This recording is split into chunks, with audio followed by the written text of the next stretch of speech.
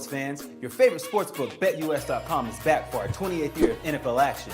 With the industry's biggest sign-up bonus of up to 200%, BetUS offers our members the opportunity to cash in on all your favorite sports, including NFL, NBA, MLB, and more. We've also got hundreds of new casino games, including the coolest new European slots, and our live dealers are waiting for you at the table. Sign up at BetUS.com today to get into the action. BetUS, where the game begins.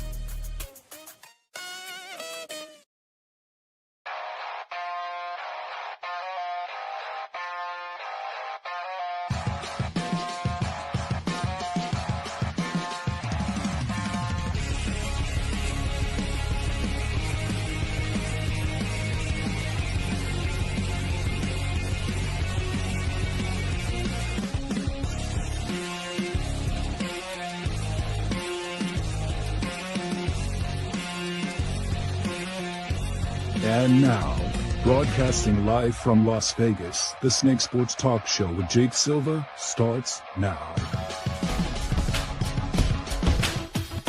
Go, ladies and gentlemen, we're back at it on a Thursday night, and that means Atlanta versus Tampa tonight.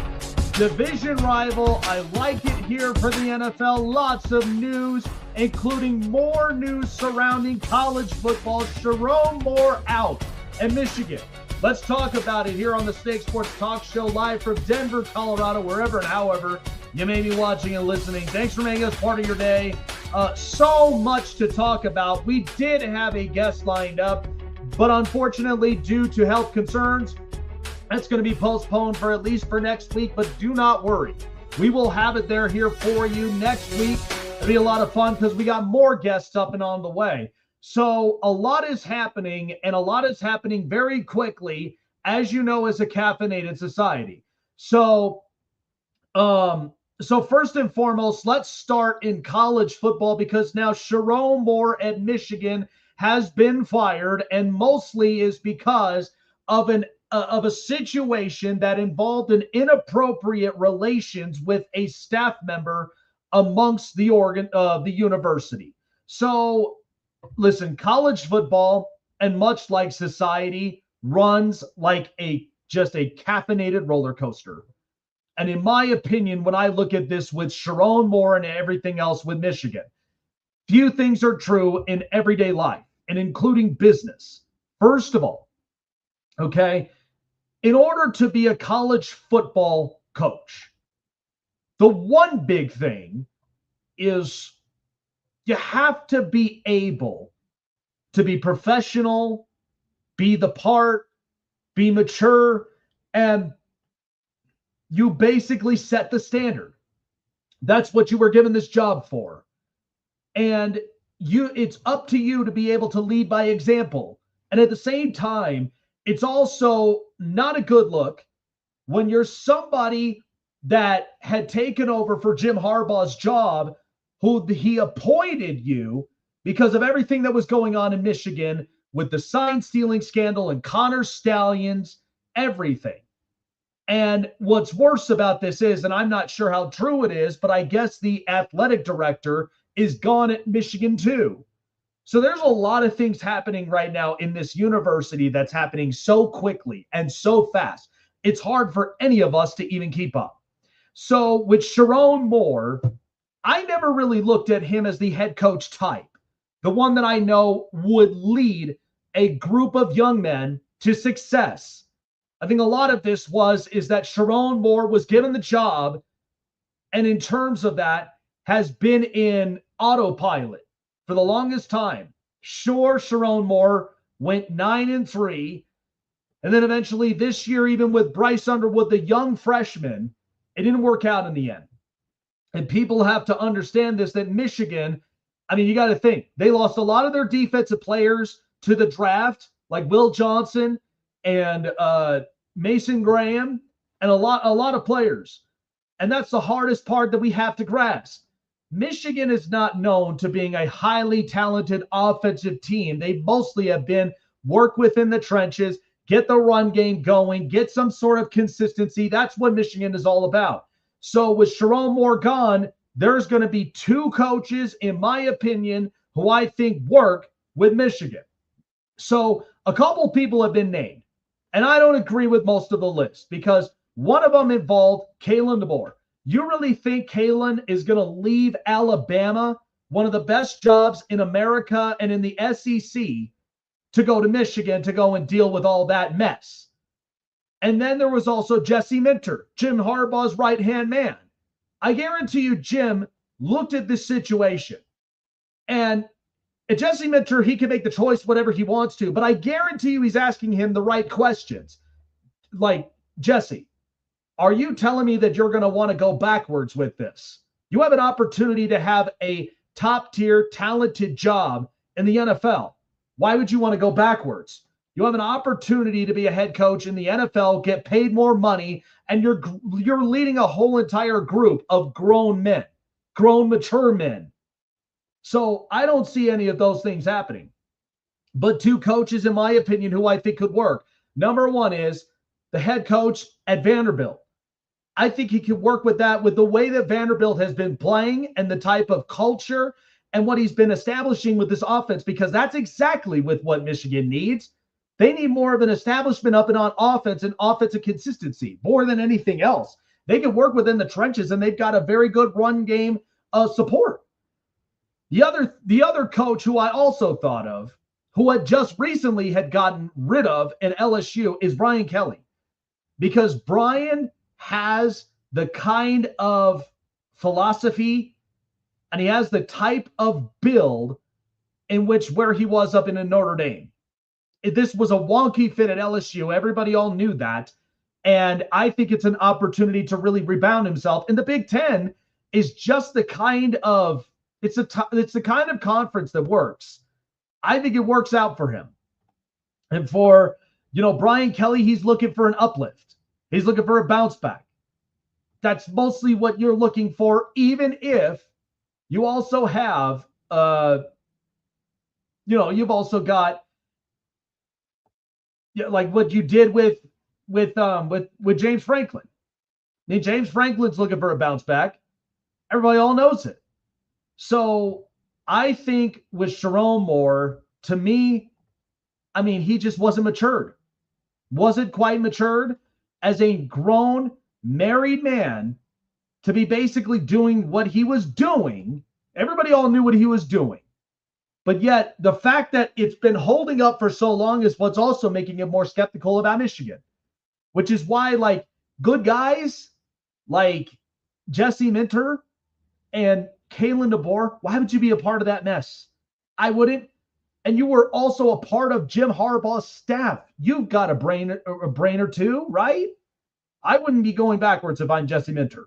I have an opportunity of an NFL job, and I would not be wanting to go backwards. But I think a lot of this just has to deal with Michigan as a program, because you also have to remember, and you also have to remind yourself, you are a prestigious medical and law school. Okay, anybody that's ever been up in Michigan, you got great lawyers and you got great doctors. Okay, and you want to keep the reputation positive. You do not want to end up tarnishing a reputation of what this university is. So again, they're not really that big to be known for their football program. That's mostly Ohio State. And Ohio State's not really big for law and even for medical, because they're mostly big in agriculture. That's what they are. Agriculture and more things along that line. So I think Michigan, they'll be fine. It's not going to really hurt them as much. But that's one of the stuff that I think they need to get the right coach. They need to get the establishment going, and then they'll be just fine. All right. So I think this is just comical, the way in which the NFL does to people, because there was a report out of Philadelphia. And what I think is interesting is that the Philadelphia Eagles, yes, they came off of an emotional loss against the LA Chargers on Monday Night Football. And one of the big things that what I don't understand is why that everybody is all just blatantly freaking out. So Jalen Hurts, of course, didn't quite have the best game. Everybody all knew it. And you know what? That's okay. I understood. It was a bad week at the office for Jalen Hurts. But apparently there was a report. I don't know who reported it, but one of the Philadelphia reporters that ended up talking to head coach Nick Sirianni ended up asking the question of whether or not is it going to be an opportunity for them to bench Jalen Hurts. I think that's the most idiotic thing that you could possibly think of in your head. Jalen Hurts and the Philadelphia Eagles, I predicted this before the season started. This was a battle-tested year. They're 8-5. I predicted them to go to 11-6 because a lot of their opponents, even the ones that are in their division, were going to end up competing with them. They were not exactly going to be the right Philadelphia team like they were last year winning the Super Bowl. And I think we all knew that. Yes, Jalen Hurts has thrown 4 interceptions. Who hasn't? You know how many times that I've heard Justin Herbert get crushed because he threw 4 interceptions in one game? I mean, you remember when Trevor Lawrence threw 4 interceptions, yet came back in win, but yet we're still questioning about Trevor Lawrence in the future with Jacksonville? We have heard this conversation multiple times with quarterbacks. But I think what's even harder is that a lot of these media analysts, when you talk about quarterback, it's not necessarily about the stature quarterback that I often talk about every day on the show.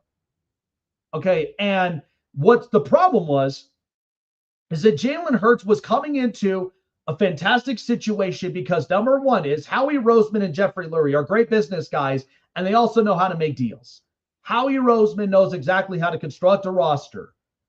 The only question mark was Nick Sirianni, because was he really that much of an X's and O's smart guy on offense? Remember, he came from a lot of different trees.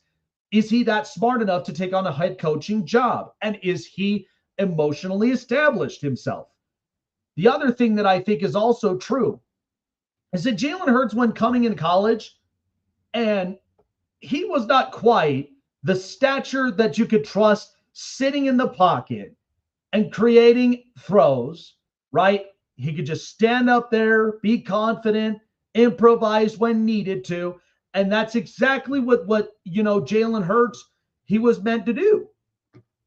But yet, many people question his abilities. I said this before. He reminds me a bit of a Russell Westbrook-esque improvising quarterback because he can watch what's happening in the pocket. He can run. He can throw in the middle of the run and find ways to improvise in order for the Eagles to score and then wrap up the game. That's what Jalen Hurts does. If you're asking Jalen Hurts to basically be a statured quarterback like Joe Burrow, Patrick Mahomes, Justin Herbert, or Josh Allen, he can't do that. Okay, not that great of quality of arm strength. And I know occasionally he can because I've seen it multiple times, even with A.J. Brown and Devontae Smith. I know he's capable of throwing that. But the truth and the reality is Philadelphia is undergoing injuries, which that shouldn't even be an excuse for anything or should be a scapegoat for their problems. But now they're going through an entire emotional breakdown. They don't know what to do with themselves. And that's where Philadelphia fans, it feels like the sky is falling, which I don't understand. You won a Super Bowl last year. Do you understand that this is also the same organization who fired Andy Reid, one of the smart offensive coaches, who fired Doug Peterson, who won them a Super Bowl in 2017, and you think in the future they'll fire Nick Sirianni after they just went to 2 Super Bowls under his tenure and won 1? I mean, Philadelphia, guys, get your crap together. Seriously, it's not all that bad. Go order a cheesesteak at your local cheesesteak restaurant or those restaurant food trucks and settle down. You guys need a little bit more of emotional support. I mean, listen, I can be nabbed as a therapist, but I don't get paid doing this, right?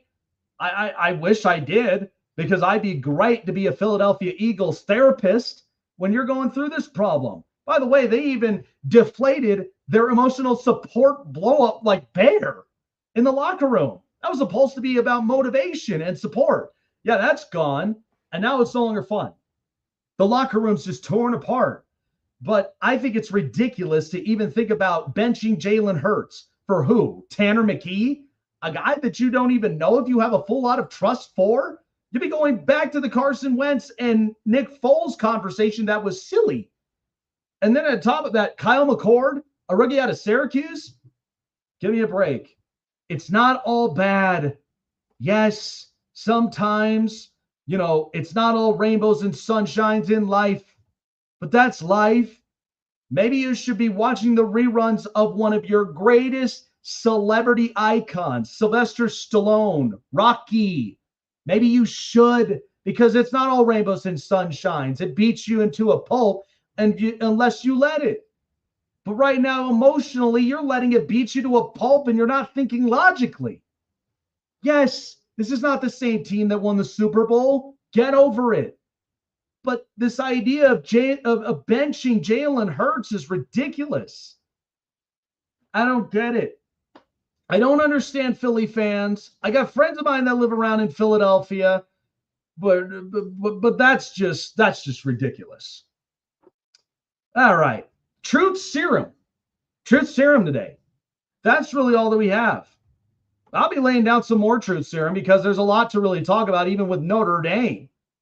All right. And then also Phillip Rivers coming back to the NFL and with the Colts. What does that mean for Indianapolis and for the rest of the South? Can't wait. Should be interesting. I like a bit of the nostalgia, but sometimes we got to calm it down and pump the brakes a little bit. All right, folks. The holiday season is upon us as usual. We're so close to Christmas. But during the holiday season and in the seasons of giving, my gift to you is opening up on your mobile device through Google Play in the App Store and checking out Payday Fantasy for yourself, folks. Payday Fantasy is your number one go-to player pick'em prop bet for all of your player prop needs. All you got to do is simple things. Download the app or sign up on your computer. $5 free entry when you do that. Free $5. Take it as a gift from us to you. Then use the promo code SNAKE for your 100% deposit match, a bonus of up to $100. That's up to $100 every time you deposit. You deposit up to that, you get a deposit bonus match of up to $100. 100% guaranteed for this holiday season. My gift to you. And our partners at Payday Fantasy, we love that you enjoy and have fun on the app and enjoy getting paid. Check out Payday Fantasy for yourself. Sign up, pick the player, pick the outcome, sit back, relax, and get paid with Payday Fantasy.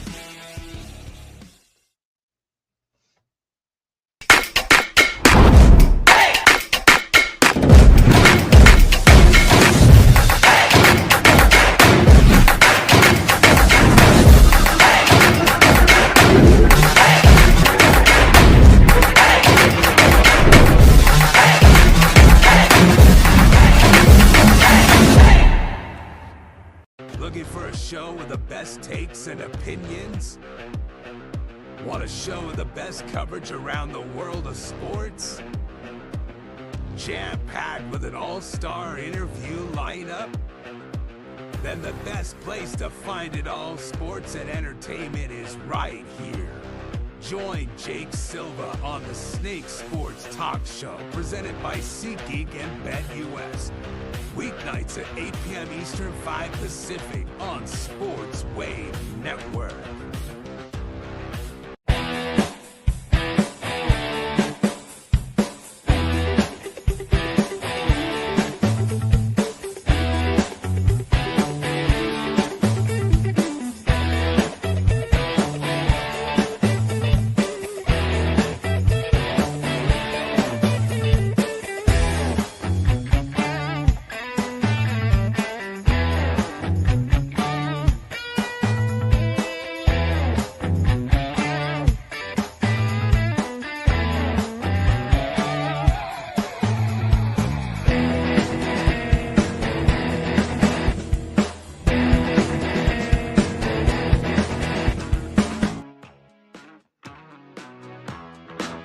Welcome back here on the Snake Sports Talk Show. Good to have all of you here on a Thursday night. Falcons and Bucks. I'm excited for this one. Baker Mayfield, the return of Mike Evans. It's going to be a lot of fun.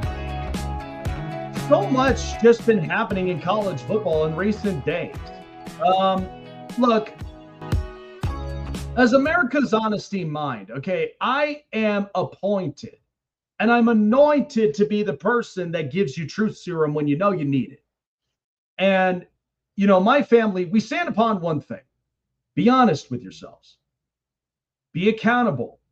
And at the same time, is when you got something up and on your chest, don't be afraid to let it out. Don't bottle it up. It's only just going to get worse from there. Well, listen, when I spoke on my mind, and everybody else saw it on all of my social medias, when I talked about Notre Dame, okay, this is a prestigious Catholic school, and it's been around before my time for a very long time. And it's extremely difficult to get into this university. Don't make that mistake because, you got to think about it. It's a great university for whatever your profession is and what you're trying to end up as striving and achieving, whatever your degree is, your direction. One of the biggest things that I've said about Notre Dame is don't be complaining when you didn't get into the college football playoff and you were in the national championship last year and expect special privileges to come your way, because they're not. And Notre Dame, in my opinion, and I didn't get as much backlash, and I'm pretty surprised that I didn't. There are some people that think, oh, I should just kick rocks. I don't know ball. But you're practically, in the last 10 seasons plus, you're practically Penn State without a conference. You are. You're mostly a gritty, defensive, in the trenches type of program. All right. And one of the biggest things about Notre Dame is that they got to be able to join a conference and they got to be able to get things right. You also got to be able to win those games that you need to. So again, one of my biggest problems that I've been hearing from a lot of college football fans, and this drives me crazy more than anything, is that everybody wants to find a scapegoat. I got news flash for you. That ain't how it works in life. You're never going to find a scapegoat and all.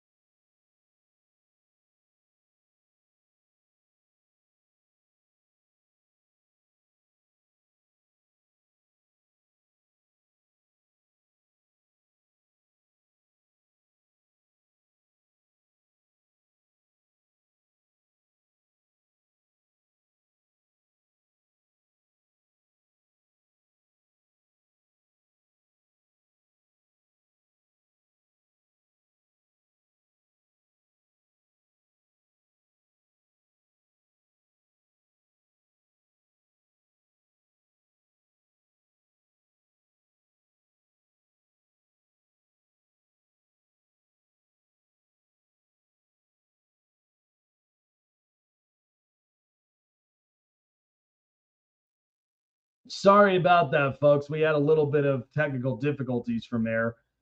But the point is that Notre Dame, don't be making excuses. And at the same time, you had two ranked opponents in the first 2 weeks that you were supposed to beat. One of those two opponents, you did none of those. And that was one thing, was people ended up questioning a lot about Miami. Why is Miami in? Well, I'll tell you why. Because Miami, they won 3 of their ranked opponents. The one ranked opponent didn't even come up until later on.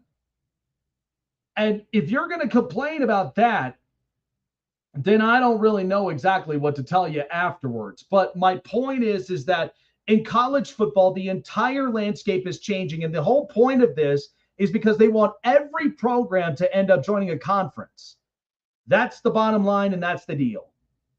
And Notre Dame and UConn right now in 2025 are the only two non-conference schools that are not in a conference.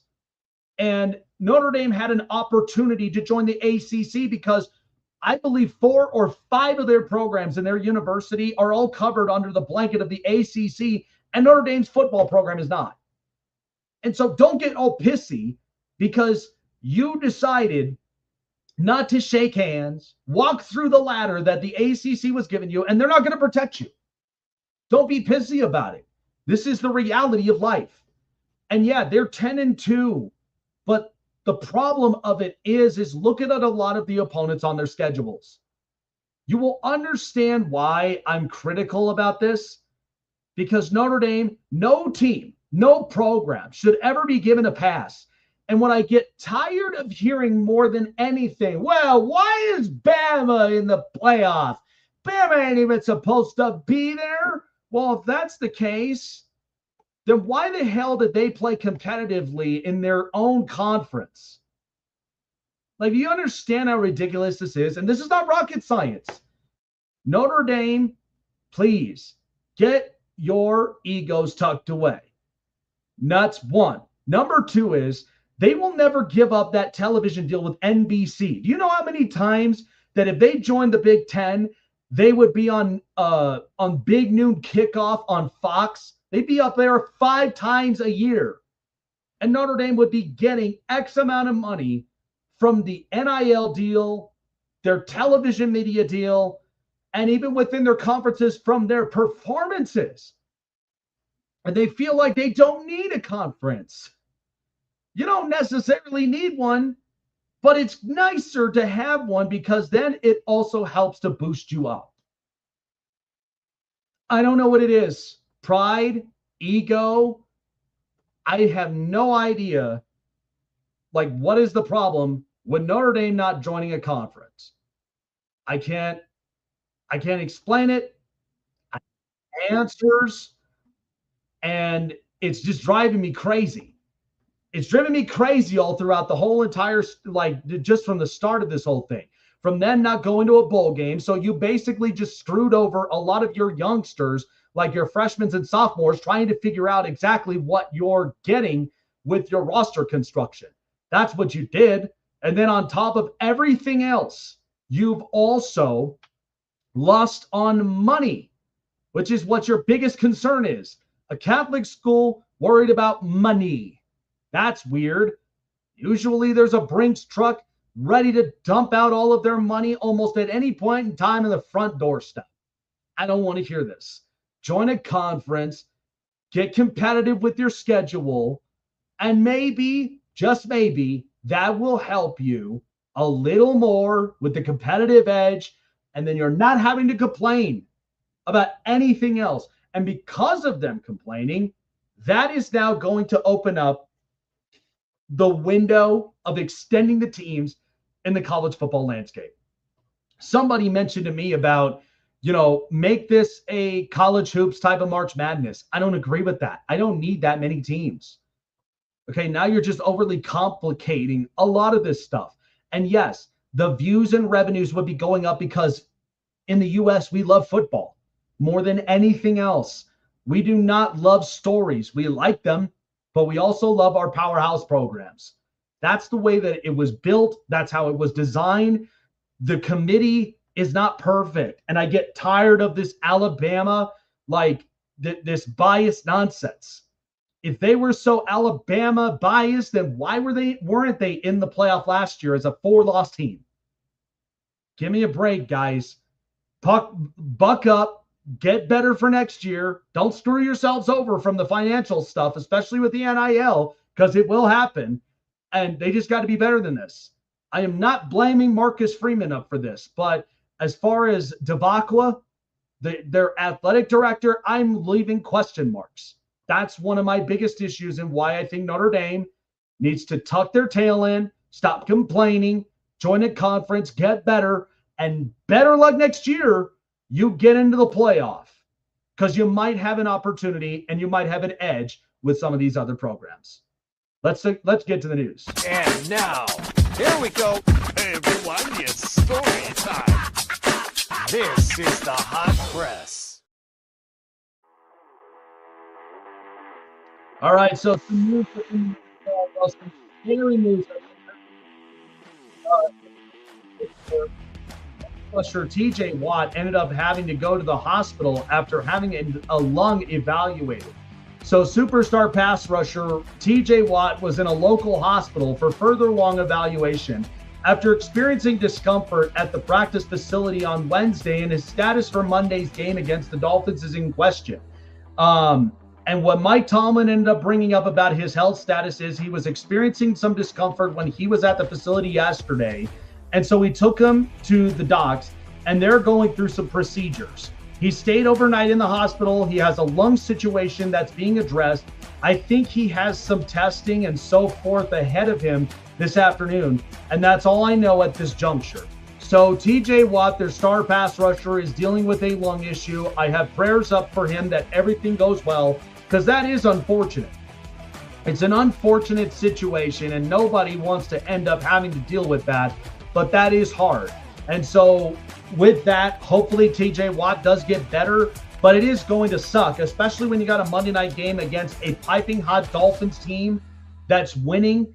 And we'll see exactly what their situation will be like by the time that they get further and further up and into the playoffs. But that is what's going to be interesting. But I'm not so sure that this will be a harsh situation, and I hope not. And I think TJ Watt will be in good shape. All right, getting into some baseball news up from here. So the former San Diego Padres closer Robert Suarez has taken a 3-year, $45 million deal with the Atlanta Braves that was announced here today. So Suarez, who led the National League in 40 saves and 45 chances, became a free agent in early November, opting out of an $8 million option for 26 and 27, and he learned about the Braves from Jurickson Profar and Ronald Acuna. And so now the Braves got their closer, and the Braves, I feel like, are going to be a rebounding team coming back into this up and coming year. It is unfortunate for, the Padres, because with the latest situation with their ownership and what's been happening with their roster construction, that's what's going to be difficult. But I don't think that the Padres are they are a contending team. I don't think that should even be in question. They are, but it's not going to be as easy of a road that most people would believe it would be. Other news also coming into it. So this is an interesting one. So NASCAR was dealing with a federal antitrust case that was filed by two teams that involved Michael Jordan's 2311 company that was also associated with Denny Hamlin. So Michael Jordan and NASCAR chairman Jim France stood side by side on the steps of a federal courthouse as if they were old friends, following a stunning settlement Thursday after a bruising antitrust case in which the Basketball Hall of Famer was led plaintiff in a lawsuit accusing the top racing series in the United States of being monopolistic bully. So the duo was flanked by three-time Daytona 500 champion Denny Hamlin and Curtis Polk, who co-owned 2311 Racing with Jordan, and Front Row Sports owner Bob Jenkins, and over a dozen lawyers as they celebrated the end to an 8-day trial that ultimately led NASCAR to cave and grant all teams the permanent charters that they wanted. This is a great day for NASCAR, and it's a great day for 2311, especially with Michael Jordan. And remember, there were a bunch of drivers that were also a part of this motorsport with Bubba Wallace and multiple people.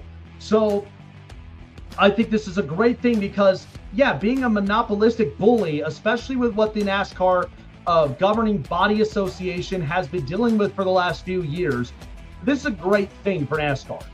And I think it's also a great thing for all of these these racing companies and these teams that are also trying to get ahead of the curve. I love this for both sides. And NASCAR knew that they needed to end up plugging this thing away, and quick, because if they didn't, this would have been really, really bad for a long time coming. And so I'm happy for them. I think this is a good thing for NASCAR in the near future, and it's going to expect a lot of things come down the stretch. So I'm excited for all of it. Cannot wait for it. All right, that was the news. And now, here we go. Hey everyone, it's story time. This is the Hot Press. So I think it's interesting that the NFL and how great that the product itself continues to get. It continues to get us into a situation and in a position to where we just absolutely love football. The Indianapolis Colts, and we know that they've been dealing with a great amount of injuries, and it is nuts. I feel bad for what the Colts have been having to deal with Daniel Jones out for the season with torn Achilles, Riley Leonard, their rookie out of Notre Dame, having to deal with an injury, and then also having to deal with Anthony Richardson, who also has been dealing with an issue himself. So this had ended up forcing the hand of the Irsay sisters and potentially going out and getting a veteran quarterback in Phillip Rivers, the 44-year-old, who had originally had retired, but now after a lot of discussions and a lot of clarification, he's now reunited with his best friend, Shane Steichen. The Colts are in a position where it is a win now mode or not. Make the playoffs, potentially compete for the division. And remember, this is now 10 straight years in matchups in which the Colts have never won a game on the road in Jacksonville against the Jags, their division rivals. So the Colts now are in a predicament where having an old 44-year-old quarterback, and we've been seeing this several times, Tom Brady, Aaron Rodgers, Brett Favre, I'm not surprised by this. I really am not. This has been happening in the NFL since its existence. We have had older quarterbacks at this time. Now, what does this mean for the Colts moving forward? Well, number one is, remember when they got Sauce Gardner for 2 first-round picks? That left me to believe that there's confidence in the room for their quarterback as far as Daniel Jones. You do not want to end up looking like the Minnesota Vikings, and then all of a sudden you're a highly talented team with a really good O-line. You got weapons, you got a defense, and you're falling behind because of one important position, and the most important position that shapes everything, and that's quarterback. Phillip Rivers is smart. I'm not sure as far as physicality if he's going to be capable of that. Maybe he's worked out. Remember his son, Gunnar Rivers? He's already been looking into different college offers in the future, and he's been great in high school thus far. So Phillip Rivers, it's interesting with just how this feels, because the Colts right now in the desperation mode, they've got to win games. And so they're playing the Seahawks, who are much physical just like they are. And that's going to take a lot. And you're asking a 44-year-old quarterback to come in and make the right reads, make the right throws, understand the offense. And that's what's generally what's crazy about the whole thing. Phillip Rivers knows Shane Steichen's offense, and they've gone all the way back from the Charger days when Shane was an OC and Phillip was still their franchise quarterback. Now, you are dealing with a predicament. And think about this. Never forget. And this is what's also harder for Charger fans. They have understood the types of situations that they put their last few quarterbacks, like Dan Fouts and Drew Brees, and now with Phillip Rivers. Drew Brees, when he had Sean Payton, he was able to get the small little check down, dump off throws, get consistency, and he also had really good receivers that could go up and get it. And that continued on until later on into his career, because he ended up getting more passing touchdowns. Phillip Rivers has an opportunity in which an offensive line that I believe is top tier, a running back who's arguably one of the top 5 best in the league. Weapons like Michael Pittman, Josh Downs, Alec Pierce, and the rookie Tyler Warren, the tight end.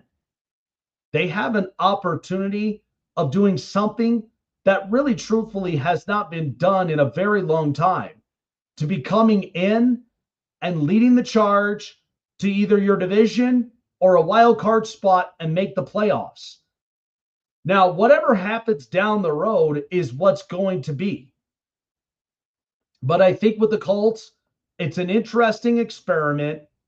Forget about what, Cam Newton and what he's feeling up with this whole thing. I'm sure it was a slap in the face to him, but the truth and the reality is, with Philip, I know exactly with what I'm getting. And yes, he's a father of 10 children. Okay, and they're all older. They all are practically living out their lives. They understand it. They know what's going on. They know that this is some stuff that ultimately becomes a great underdog story. It really does. And I think it truthfully is interesting. And what I don't like too is I don't like it where some people believe it to be disingenuous that the quarterback play this year has not exactly lived up to the expectations that we've always have watched for the last few years. Do you understand football is a physical sport, and it's also more situational too?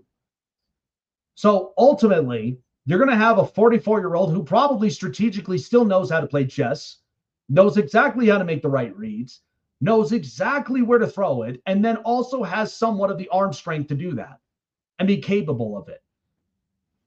So I'm not sure. I think this might be interesting. I wish the best of luck for this. It's an interesting experiment, but there's so many things that are going to be going interesting up and into this.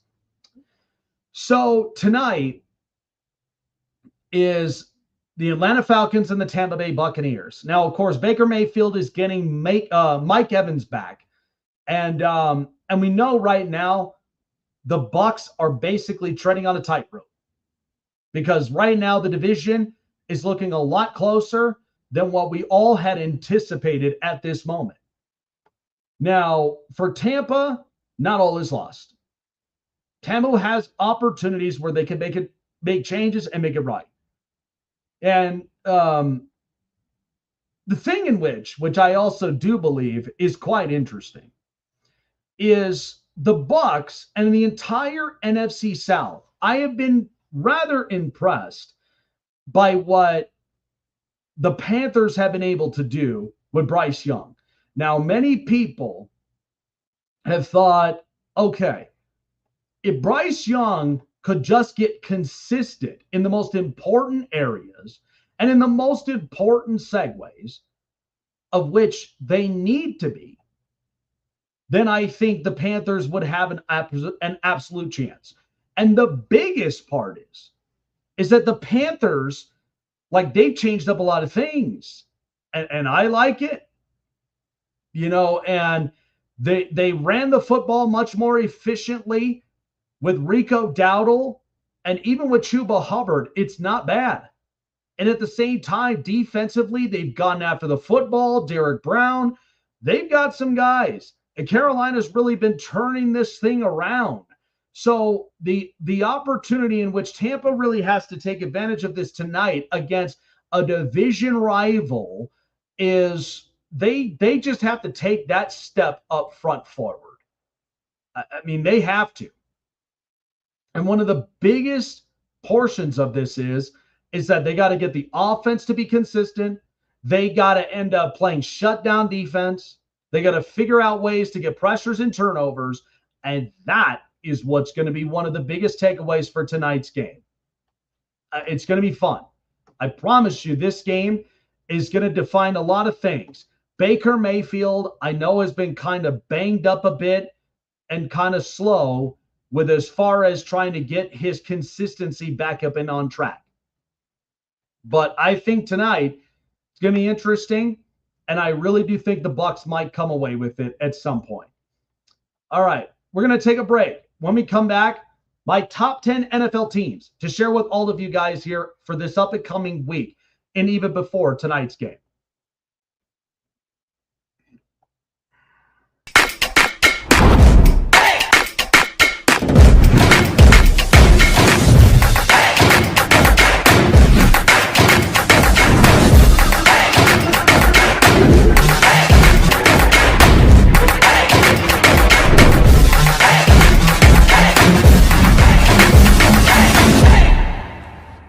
Looking for a show with the best takes and opinions? Want a show with the best coverage around the world of sports? Jam-packed with an all-star interview lineup? Then the best place to find it all, sports and entertainment, is right here. Join Jake Silva on the Snake Sports Talk Show, presented by SeatGeek and BetUS. Weeknights at 8 p.m. Eastern, 5 Pacific on Sports Wave Network. Listen up, sports fans. Your favorite sportsbook, BetUS.com, is back for our 28th year of NFL action. With the industry's biggest sign-up bonus of up to 200%, BetUS offers our members the opportunity to cash in on all your favorite sports, including NFL, NBA, MLB, and more. We've also got hundreds of new casino games, including the coolest new European slots, and our live dealers are waiting for you at the table. Sign up at BetUS.com today to get into the action. BetUS, where the game begins.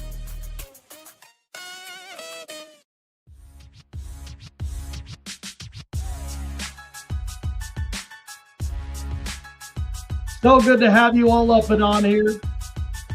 Great week of NFL action. And it continues here tonight. Falcons, Bucks, college football stir-ups, and not to mention Major League Baseball shakeups in the winter meet. So interesting stuff. All right. We do this all the time. You see it up and on my social medias. We do our top 10 breakdowns every single week. And so to checking this out as well, because I think it's going to be great. I love every single one of these picks and up and under the top 10s. I think it's reasonable. So here we go. Jake's top 10 this week going into tonight. Commence. Rank them up. Yeah, it's time. Let's go, baby. It's on time right now. The top 10 NFL teams according to Jake. Number 10. The number 10 team, I've got the LA Chargers right now up and at number 10. And I know it's not a sexy pick for everyone, especially with the Buffalo Bills and where they sit at. Listen, I said to people the last couple days, Buffalo is a really good team, but my problem is, why did that game, even in a snowy atmosphere, why did it seem like the offense was so stagnant? I'm not saying that the Chargers offense was that great either, but there was a multitude of where things were kind of wonky back and forth. Buffalo's defense, if it wasn't for Joe Burrow throwing 2 interceptions, including one of them was a pick six, the Bengals could have beaten the Bills on their own home turf. The Chargers, they played situationally great. 4 interceptions taken away against Jalen Hurts. The other part that I also thought which was impressive is the fumble recoveries. And then in the end, they shut the game down. They were shutting down Saquon Barkley, and all they did was allow a touchdown in the end, where that was the home run ball. I think the Chargers stand pretty well. I got them at 10. Number 9. Number 9, not a lot of people are talking about them, but the Jacksonville Jaguars, I think they deserve to be up and in here into the top 10. One of my big takeaways is that it's not sexy with the way that they have been trying to play up their football games, but Liam Cohen is a really good coach. He's turned around this organization. The culture looks strong. Defensively, they know how to get pressures and turnovers. The other thing is that Jacoby Myers, since he's been acquired by Jacksonville, he's a really good receiver to give you possessions, give you exactly some smart route runnings. It's been really, really good with him thus far. I got the Jags up in at 9, and reasonably so. Number 8. Number 8, nobody can really explain how and why, but the San Francisco 49ers and their defense with Robert Saleh has been getting takeaway, and they've been putting pressures on. Without Nick Bosa and Fred Warner, they've been doing really, really well. And Robert Saleh, their defensive coordinator, he's going to get another head coaching gig. This is the perfect opportunity, and this is the spot in which they are really going to take advantage of. In San Francisco, they got a couple of other games that I would say is favorable in their side. But I think San Francisco, and with how piping hot that this has been getting for the playoffs, I got them at 8 right now. Number 7. But the number 7 team is the much more physically capable team, and also their former DC, D'Amico Ryans of the Houston Texans. The Texans have been really, really sneaky in 5 games. Their turnover rates have been outstanding. They've been getting pressures. They've been getting turnovers. And then not to mention C.J. Stroud and Davis Mills. Davis Mills came in when Stroud was hurt, and all he had to do was distribute the ball. Run game with Woody Marks, the rookie, I thought it was really impressive. They've been establishing a run game. They've been gritty. This is a team I would not want to face in the first round of the playoffs in the wild card, because that is a ferocious defensive team that's gritty, and they're on fire. They've got fire in their bellies. I got them at 7. Number 6. The number 6 team is the Chicago Bears. Say what you want to, even after a loss against Green Bay. That was a fun game between the two of them. But Chicago, they've been able to run the football efficiently well. Caleb Williams, despite the interception to Keyshawn Nixon, they were really well with as far as ball distribution. Ben Johnson is doing the right thing for this organization and changing the culture. Now, it's going to be a tough uphill battle because they do have a couple of their division rivals that they have to face off against later on. But Chicago's in the right spot. They've got really good personnel. I like with what they're doing. I got them at 6. Number 5. The number 5 team, to me, it's no question, it's the Seattle Seahawks. Physically capable, Sam Darnold doing his thing, and JSN once again having a season for the ages. The Seahawks, not a lot of people can understand what they do well in, and what they do well in is smash mouth football, trench running in their run game, and they know exactly how to get the time of possession up and onto their side. Despite even if Sam Darnold, like with him making mistakes on any kind of Sunday, it happens. It's a bad week. But those are one of the things that Seattle, they know how to fight. And they know exactly how to stay in the fight. As a heavyweight fighter, for getting their uppercut, I was impressed. They're at 5. Number 4. Number 4 is Green Bay. Green Bay, in my opinion, with Jordan Love and the way that he has been playing in the last few weeks, Jordan Love's actually been really efficient. So here's the other thing. What people are not talking about. Jordan Love's efficiency rate after throwing an interception is marked as one of the top 5 best quarterbacks in his efficiency rate after a pick. Jordan Love knows exactly how to slow things down, correct himself, and the Packers, they're showing exactly the reasons why that their offense, even with Jaden Reed coming back, they did the right thing. They got a creative receiver that knows how to get open and is possession tight. They've got Christian Watson for the home run ball because he knows how to get separations. And even what you say what you will with Romeo Dobbs and a couple others, they got some dudes that we know that can play up and even into a one-game situation they can block. I got Green Bay at 4, reasonably so. They got a very good pass rush. They know how to get after. Number 3. The number 3 team as well is the New England Patriots. Listen, the Patriots, we know are going to be tested. They're going to be playing Buffalo, the division rival, so that's what's going to be the biggest takeaway for them, because if they get away with it against Buffalo, I think this is arguably a team that deserves to be in the playoffs, deserves to win the division, and the way in which things are going, this is all accounted for Mike Vrabel. Vrabel has done a complete 360 turn of this organization. Drake May looks like his absolute best. They run the football well. They got great defensive capable guys to get pressures and takeaways. I got him at 3. Number 2. Number 2. I don't even know what their offense is, but I know what their defense is, and that's the Denver Broncos. The Broncos leading the league in sacks once again, their efficiency rate on pressures, and then not to mention their efficiency rate in the air is by far top notch.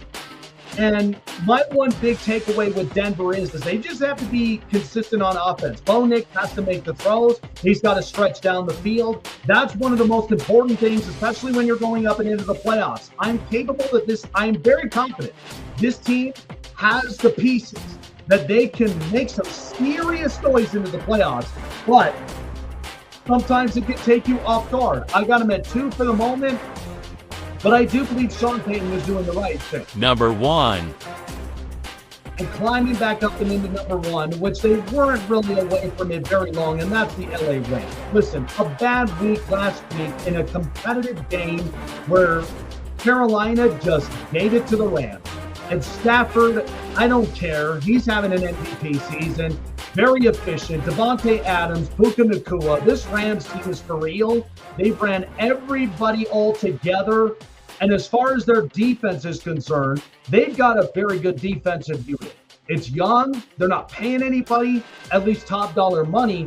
The Rams are in great shape. Just because of a bad week, it doesn't define who they really are all throughout the season. So there I got it. Chargers, Jags, 49ers, Texans, Bears, Seahawks, Packers, Patriots, Broncos, and Rams. That's my top 10 there for you. And I love it.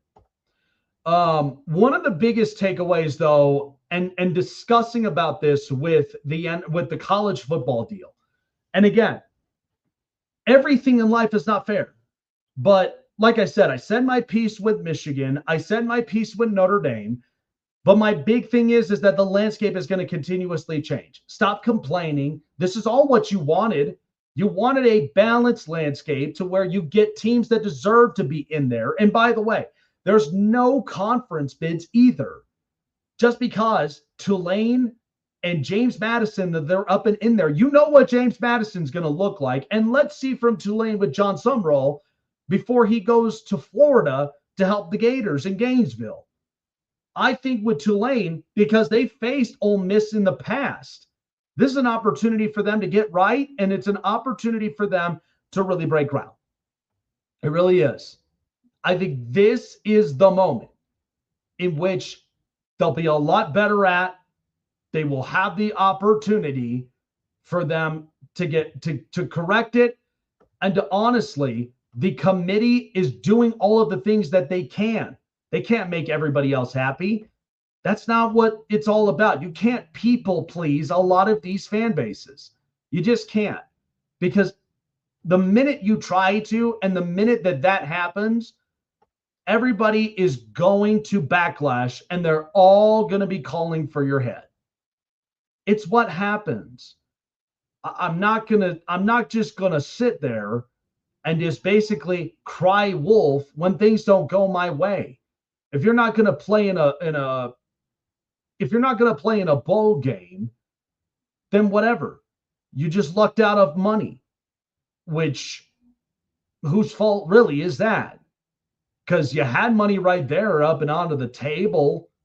And I just don't think that it's reasonable for them to just complain, make a big fuss out of it, and just thinking about that is what's also really interesting. And just let that all sink in your head. So, yeah. College football is going to continue to get better. But I get it with the NIL, and I get it with the transfer portal. And that's what stressed out all of the great coaches that have come into this, this landscape for years. It's what stressed out Nick Saban. It's what's also moved on like guys like Jim Harbaugh to go to the NFL. I get it. It happens with everybody. But let's not sit around and act like that this is just a big deal. You're making it a bigger deal than what it needs to be. But I think college football is going to be even more exciting, and people don't even notice it yet. Give it a little bit of time. They will figure it out. All righty, folks. Going to be back next week. We got a great line of interviewers as well.